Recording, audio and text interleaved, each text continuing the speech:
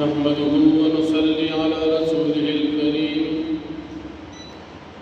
أما بعد فأعوذ بالله من الشيطان الرجيم بسم الله الرحمن الرحيم وإذا طلقتم النساء فبلغن أجلهن فأمسكوهن بمعروف صدق الله العظيم. سورة بقرة تیم قرا وسوا یوکم دیرشتم آیت مخی آیتون کی هم دا طلاق مسئلہ بیان شو بیان طلاق مسئلہ ذکر کی کلا تاسو ناری نو کل بیان دا طلاق ورک طلاق رجعی یو طلاق یا دو طلاق ورک او د دې بیان طلاق نبات عدت په ختمې دودي تاسو غواړئ چې د دې سره بیا جون صحیح تیر کې رجوع وته وکړي او که چېرې تاسو دې ته رجوع نه غواړئ وسره جون نه تیروي نو بیا یې پرېږدئ چې عدت یې پوره شي چې دا ستاسو د نکاح نه وځي او دی باندې زیاتی او ظلم په باب د طلاق کې مکوئ او د الله پاک په آیاتونو په دین پسې ټوکې مکوئ. جاهلیت په زمانه کې مسله دا وه چې ښځې نه به طلاق ورکړو چې عدت به د ختمېدو وخت نږدې شو بیا به یې رجوع وکړو یا به ورله طلاق ورکړو نو چې عدت به په ختمېدو شو بیا به ورته رجوع وکړو یعنی نه به ساتنه او نه به پرېښودنه د ختمېدو وخت به چې نږدې شو ورته به یې رجوع وکړه چې د نکاح نه ونځي چې کله به رجوع وکړه بیا به یې طلاق ورکړه د هغې عدت به بیا د سره شو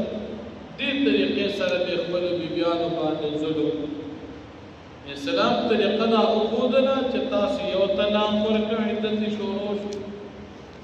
یا مدو طلاق ورکړه عدت یې شروع شو تاسو ته اختیار اوس هم د رجوع حق شته که چېرته تاسو غواړئ چې دې سره به ژوند سم تېروئ نو د عدت کې ورته رجوع وکړئ سم ژوند به مو شروع شي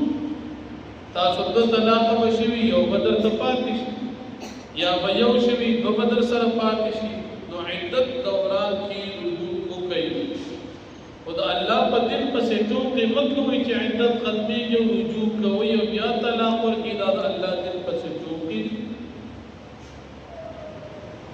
نو په دې اول آیت کې دا مسئله ذکر کېږي چې تاسو یا په صحیح طریقې سره رجوع وکړئ او یا په صحیح طریقې بس کوشش وکړئ تکلیف مه ورکړئ.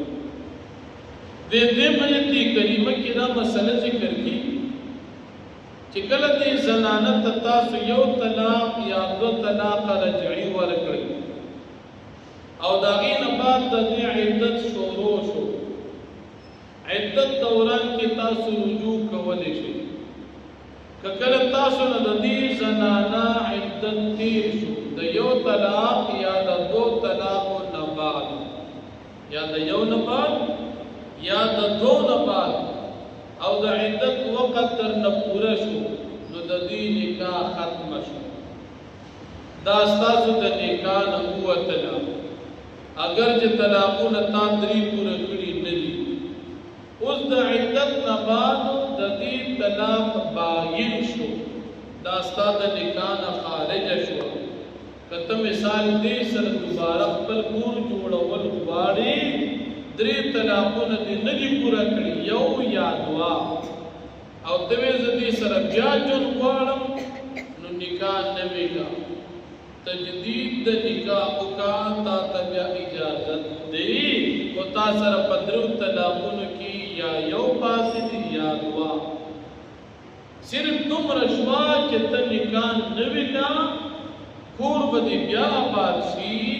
او طلاقونه چې در نسو تللی دي هغه در باندې پسې مه پاتې دي بقایا یو یا دوه د سره اختیار شته دې ته ویلی شي طلاق باین نکاح نوی کا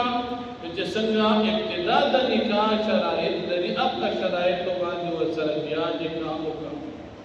مہر بوی گواهان بوی ایجاب و قبول بوی د ښځې او خاوند د دواړو رضامندي بوي نو که داسې وي تاسو نکاح نوي کړئ دوباره به کور آباد شي خو ګورئ په هغه صورت کې چې طلاق یا یو ورکړی دي او عدت ختم شو یا دوه ورکړي دي او عدت ختم شو هلته نکاح نوي کېږي خو که درې یې ورکړل اوس د نوي کېدو کار نشته ځکه کار ختم شوی دی چې درې شول ښځه حرامه شوه اوس په نوي کېدو باندې کار نه کېږي یو صحابي حضرت ابو الدحداح رضی الله عنه د هغه بیبي وه د ولد طلاق ورکړ طلاق رجعي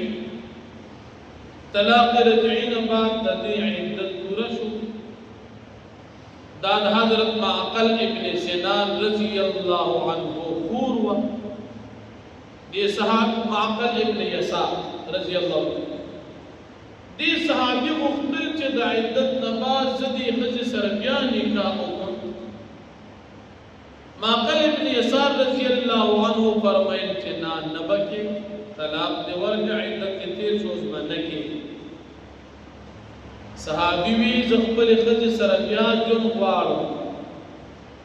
د زنانه رور وی نه به کې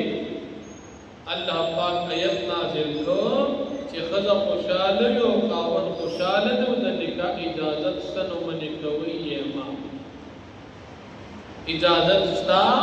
ځکه صرف نکاح نوي کولو باندې کار کېږي طلاق رجعي یا یو یا دوه ورکړی دي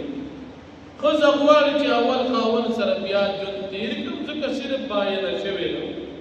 نو تاسو ته دا اختیار نشته چې ښځه خوشحاله چې زه خاوند سره ژوند غواړم او ته یې منع کې ولې ژوند دې خو جایز دی که صرف نکاح به نه وي صحابي د خپلې خبرې نه رجوع وکړه او دې زنانه د خپل خاوند سره بیا نکاح وکړه خو د طلاق رجعي د عدت نه بعد چې طلاق درې یا زیات ورکړي نو د هغې نه بعد په نکاح نوي کولو باندې کار نه کېږي هغه زنانه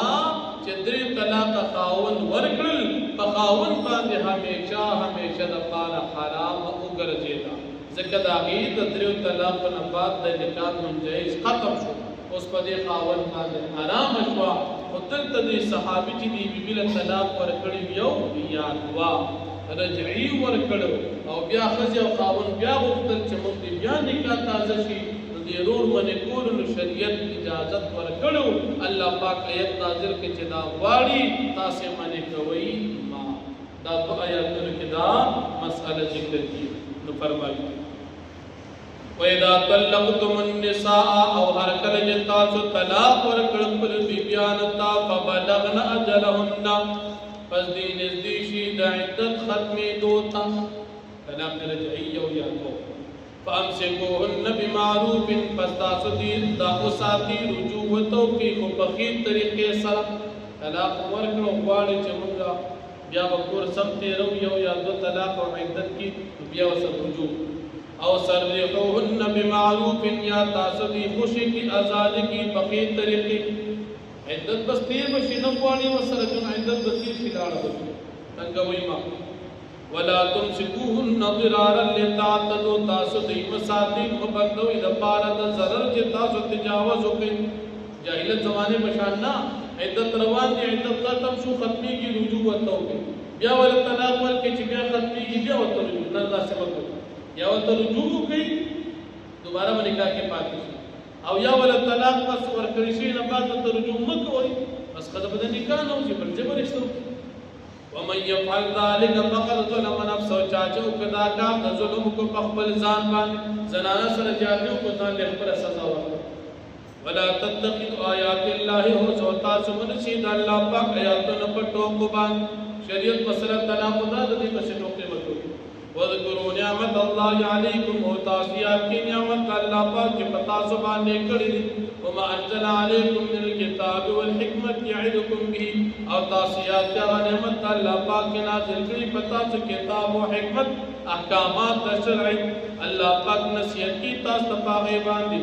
واتقوا الله تاسو یریږئ د الله پاک نه واعلموا تاسو پوه شئ ان الله بكل شيء عليم چې بېشک الله پاک پر چیز باندې پوهېږي دي وإذا طلقتم النساء او هر کله چې تاسو طلاق ورکړئ خپلو بیبیانو ته فبلغنا أجلهن پس دې نږدې شي ورسېږي دې خپلې نیټې د عدت ته عدت تېر شي او طلاق رجعي نه بعد عدت تېر شو خاوند نوي نکاح کولی شي نو فلا تعضلوهن تاسو مبندوي دا بیبیان ان ينكحن ازواجهن تاسو اولیاء مبندوي دا خپل زنانا ان ينكحن چې دې نکاح وکړي ازواجهن د خپلو خاوندانو سره طلاق باین شو عدت تیر شو خاوند سره نکاح جایز ده اول سره او دا غواړي چې دې خاوند سره بیا نکاح نه وي کوم ځکه طلاق باین نه بعد نکاح نه وي کېږي نو دې غواړي اذا تراضوا بينهم بالمعروف کله چې دا ښځه خاوند رضا وي په خپل درمیان کې شریعت مطابق تاسې منع کوئ ما ذلك يوعظ به دا نه چې دا په دې باندې نصیحت کولی شي تاسو ته نصیحت کولی شي په دې باندې من هغه چاته كان منكم يؤمن بالله واليوم الآخر چې وی تاسو نه چې ایمان لري په الله پاک باندې او ورځ آخرت باندې ذالکم دا پرې ښودل د دې زنانا نه بندول ازکا لکم دا ستاسو لپاره ډېره پاکوونکې د زړونو ده واطهر او ډېره پاکوونکې د بدن ده والله یعلم وانتم لا تعلمون حال دا چې الله پاک پوهېږي او تاسو نه پوهېږي او الله جل شانه پوهېږي د دې نکاح په بندولو په دې نقصاناتو باندې وانتم لا تعلمون حال دا چې تاسو نه پوهېږئ واخر دعوانا